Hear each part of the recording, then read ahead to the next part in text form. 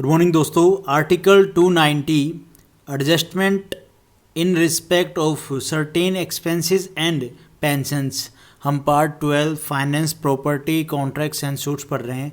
तो ये आर्टिकल क्या है? एक्सपेंसेस के बारे में, पेंशन के बारे में, सैलरी के बारे में और अदर खर्चे के बारे में। किसके बारे में? भाई जो भी एक्सपेंसेस होते हैं, जो खर्चा जाता है, भाई गवर्नमेंट एम्प्लॉय को पेंशन जाती है, सैलरी जाती है, या और भी जो अदर खर्चे होते हैं वो गवर्नमेंट का ही खर्चा है ना। गवर्नमेंट में जो लोग काम करते हैं, जो गवर्नमेंट एम्प्लॉय होते हैं, उनकी पेंशन, उनकी सैलरी, भाई सेंट्रल गवर्नमेंट के काम तो कर रहे हैं ना, तो कहाँ से जाएगा वो पैसा? अगर भाई आप सेंटर की जॉब कर रहे हो तो कहाँ से आता होगा आपकी सैलरी और पेंशन? भाई कंसोलिडेटेड फंड ऑफ इंडिया से आता है, वहाँ से निकलता है। और अगर आप स्टेट के एम्प्लॉय हो, स्टेट गवर्नमेंट के एम्प्लॉय हो, तो भाई कंसोलिडेटेड फंड ऑफ स्टेट से निकलेगा वो पैसा। भैया चाहे वो गवर्नमेंट एम्प्लॉय की सैलरी हो, अदर अलाउंसेज हो, पेंशन हो, वो चीज़ें हैं। लेकिन कभी स्टेट के काम किया, कभी आपने सेंटर का काम किया, वाइस वर्सा, कि भाई आप स्टेट का भी काम कर रहे हो, सेंटर का भी काम कर रहे हो, ठीक है। इस तरह का अगर होता है तो कौन बेयर करता है इनका खर्चा? कौन इनके जो एक्सपेंसेस हैं उनको बेयर करता है? तो उसके बारे में इसमें बताया गया है।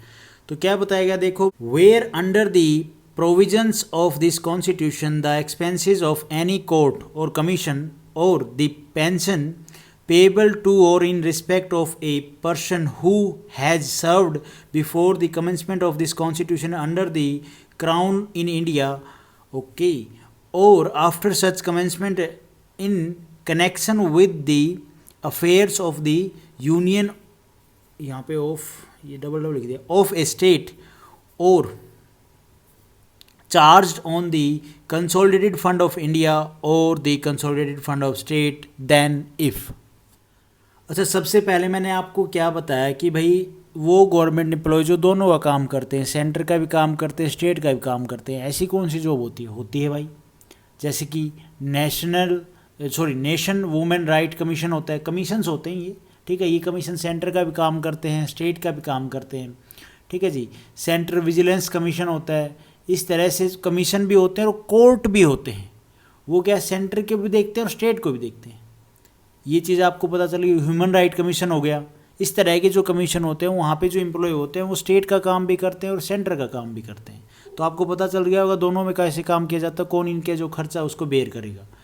उसके बाद इसमें क्या है, यहाँ कोई पर्सन है गवर्नमेंट एम्प्लॉय, ठीक है जी, वो कॉन्स्टिट्यूशन के कमेंसमेंट से पहले, मतलब ब्रिटिश गवर्नमेंट में काम किया करता था। उसके बाद क्या होता है भाई, हमारा कॉन्स्टिट्यूशन के बाद, कमेंसमेंट के बाद, तो वो कहाँ पे जाएगा? वो सेंट्रल गवर्नमेंट में शिफ्ट हो गया। भाई उससे पहले वो जिस डिपार्टमेंट में काम करता था ब्रिटिश गवर्नमेंट के टाइम पे, जब हमारे भाई कॉन्स्टिट्यूशन जब कमेंसमेंट के बाद, आफ्टर, पहले नहीं आफ्टर, वो कहाँ पे जाएगा? वो मान लो उसी डिपार्टमेंट में रहता है, वो डिपार्टमेंट आ जाता है सेंट्रल गवर्नमेंट के पास, तो उसकी सेंटर की जॉब हो गई, ठीक है जी। तो मतलब क्या हुआ, शिफ्ट हो गया ना वो। और अगर वो जिस डिपार्टमेंट में काम कर रहा वो स्टेट गवर्नमेंट में जा गिरा, भाई स्टेट गवर्नमेंट के अंडर में आ गया, तो वो स्टेट गवर्नमेंट में हो गया। अब मान लो वो सेंटर में है, तो भाई वो सेंटर के हिसाब से, सेंटर से उसकी पेंशन, सैलरी, जो भी अलाउंसेज हैं वो वहाँ से लेगा उसके एक्सपेंसेस।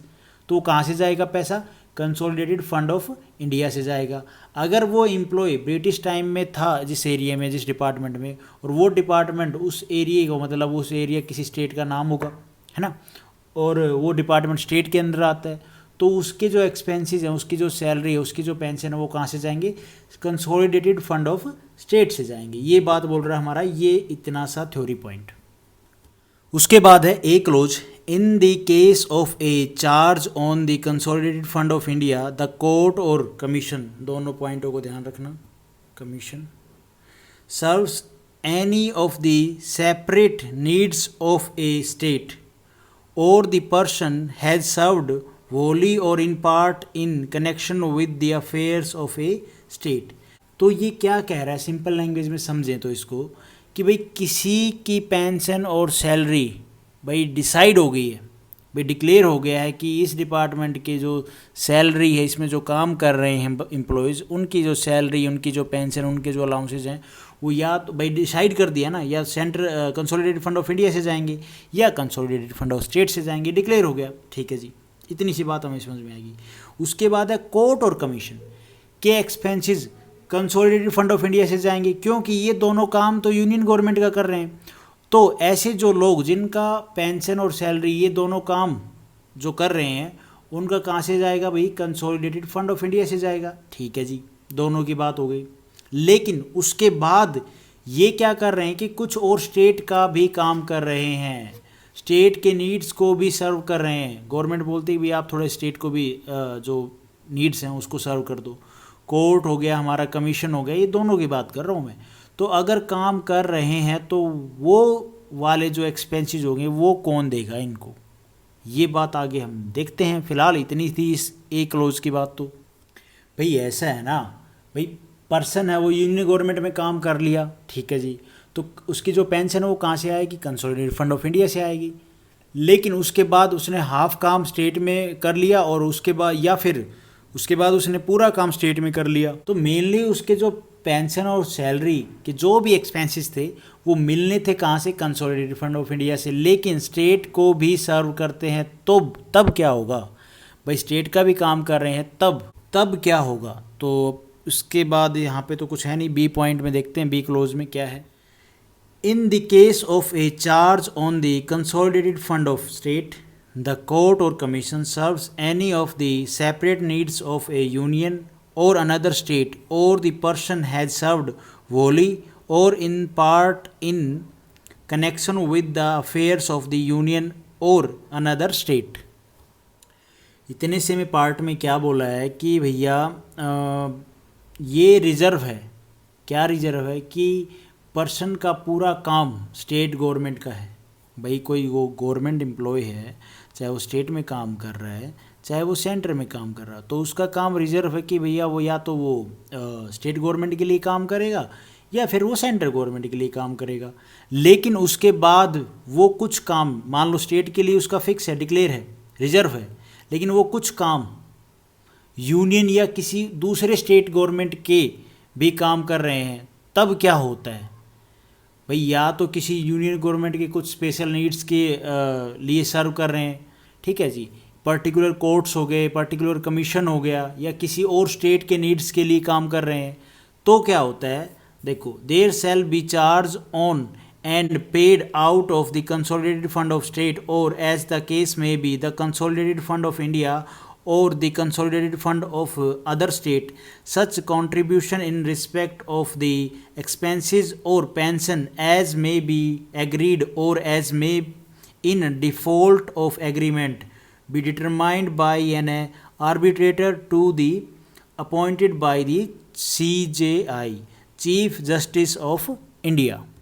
भाई हमने ऊपर सिंपल सी बात पढ़ ली थी, जो स्टेट गवर्नमेंट में काम कर रहा है तो उसके एक्सपेंसेस, सैलरी, पेंशन वगैरह और अलाउंस वगैरह कहाँ से होंगे, state consolidated fund of state से।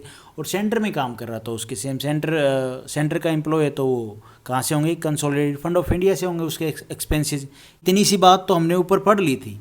लेकिन सेंट्रल गवर्नमेंट में अगर कोई एम्प्लॉय काम कर रहा है और कुछ काम वो किसी स्टेट गवर्नमेंट का भी कर रहा है, जैसे कोर्ट में हो गया, कमीशंस वगैरह हो गई, तो ऐसे केस में आपसी अंडरस्टैंडिंग हो तो बेस्ट है। उस स्टेट और सेंटर के बीच में भाई आपसी अंडरस्टैंडिंग हो तो अच्छा है। भाई पहले ही डिसाइड कर लेते हैं ना सेंटर और स्टेट कि भाई इस पर्सन के जो एक्सपेंसेस है वो कहाँ से देने हैं, भाई सेंटर देगी स्टेट देगी, ये पहले डिसाइड कर लेते हैं अगर अंडरस्टैंडिंग है तो। और अगर अंडरस्टैंडिंग नहीं है भाई, उसके पेंशन और उसके एक्सपेंसेस को लेके अंडरस्टैंडिंग नहीं है, तब क्या, अगर नहीं है तो किसी आर्बिट्रेटर को CJI अपॉइंट करते हैं, मतलब बिचौलिया, वो दोनों को बैठाएगा और वो बताएगा भाई किसको कहाँ से उसके उस एम्प्लॉय के एक्सपेंसेस देने हैं, सैलरी देनी है, अलाउंसेस देने हैं, वो दोनों में समझौता कराएगा। ठीक है, आर्बिट्रेटर के हिसाब से डिस्ट्रीब्यूशन होता है between consolidated fund of India और कंसोलिडेटेड फंड ऑफ स्टेट में। तो सिंपल सी बात हम समझें तो इसको यही है कि भैया अगर जो सेंटर का एम्प्लॉय है और वो काम स्टेट का भी कर रहा है, तो अगर स्टेट और सेंटर के बीच में अंडरस्टैंडिंग है उसके एक्सपेंसेस और उसकी सैलरी को लेके, तो बात ठीक है भाई, वो डिसाइड कर लेंगे कि भाई कहाँ से देने हैं। और अगर नहीं है समझौता, उनकी अंडरस्टैंडिंग नहीं है, तो कोई आर्बिट्रेटर बैठेगा और ये आर्बिट्रेटर कौन अपॉइंट करे, chief justice of India decide करेंगे। और ये बंदा क्या करेगा, ये भैया बताएगा कि इस पर्सन की सैलरी कहाँ से जानी है, इसके जो भी एक्सपेंसेस है वो कहाँ से जाने। तो यही था हमारा article 290। Thank you for watching this video. Video आपको ठीक लगी तो लाइक करना, चैनल पे नए हो तो भाई सब्सक्राइब करना।